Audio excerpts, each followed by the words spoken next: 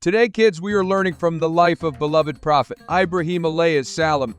In the ancient land of Babylonia, present-day Iraq, a boy named Ibrahim, may peace be upon him, was born to carry forth the message of the prophets of the past. He is also among the 5 prophets of our prophets, as these 5 prophets have books and divine religious laws.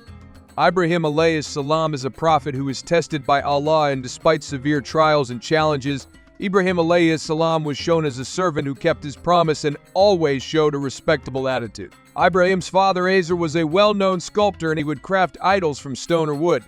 As a child, Ibrahim would watch his father work, often using the finished idols as playthings.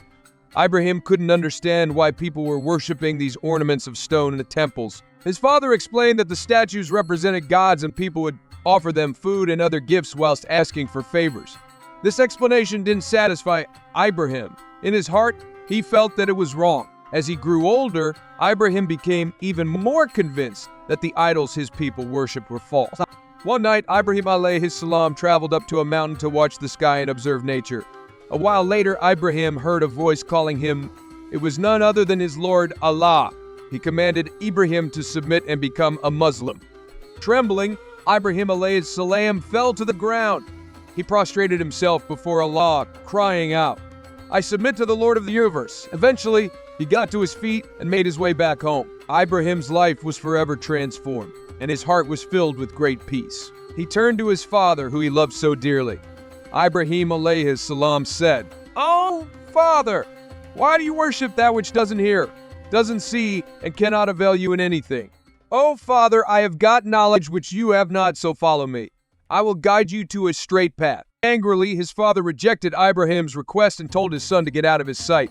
Ibrahim alayhis salam once again tried to convince his people by telling them about the beauty of Allah's creations, His power, wisdom, and oneness of Allah. Ibrahim alayhis salam waited until the city was empty. Then he came out cautiously, directing his steps towards Kaaba. The streets leading to it were empty. Ibrahim alayhis salam went there carrying a sharp axe and immediately raised the axe in his hand and began to destroy the false gods that were worshipped by people. Ibrahim alayhis salam destroyed them all except the biggest one. He hung the axe on its shoulder as this statue had destroyed the other statues. When the people returned, they shocked to see their gods smashed to pieces, lying scattered all over the temple. When people asked Ibrahim alayhis salam a smile and then pointed to the greatest god upon whose shoulder the axe was hanging and said, "Ask him." But strangely, he cannot tell what happened. He cannot speak, hear, move, see, benefit, and does not harm. He's just a stone. Then he said, "Why you people worship stones who are not able to avoid destruction of themselves?" During his time, King Nimrod was a powerful ruler who claimed divinity and demanded that his people worship him.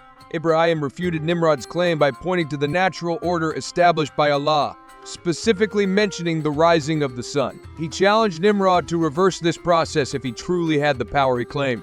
Nimrod was confounded by this argument, as it was beyond human capability to alter the natural laws set by Allah. Ibrahim alayhis salam, after destroying the idols worshipped by his people, openly challenged the beliefs of his time, including the authority of Nimrod. Then King Nimrod and his people decided to throw Ibrahim into the biggest fire they could build. They dug a deep pit, filled it with firewood, and ignited it. They brought a catapult with which to cast Ibrahim into the fire. Ibrahim alayhis salam was put on the catapult, his hands and feet tied. The fire was ready with its flames reaching the sky. People stood away from the pit because of the great heat. Then the chief priest gave his order to cast Ibrahim into the fire. The fire was subject to the command of Allah until it became cold and brought salvation to Ibrahim alayhis salam.